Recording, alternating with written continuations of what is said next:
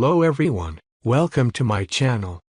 In this video, I will demonstrate how to listen to music offline on eSound.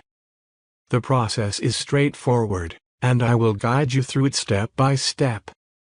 To begin, ensure that you have the eSound app installed on your device. Additionally, make sure the eSound app is up to date. Once you have confirmed that the eSound app is installed and updated, open the app.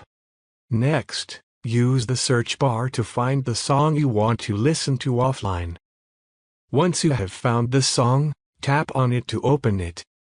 On the song's page, you will see a small download icon that resembles an arrow pointing down. Tap on this icon, and the song will be added to your offline library. To access your offline library, go to the Library section in the app.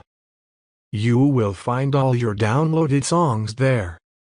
By following these steps, you can easily listen to music offline on eSound.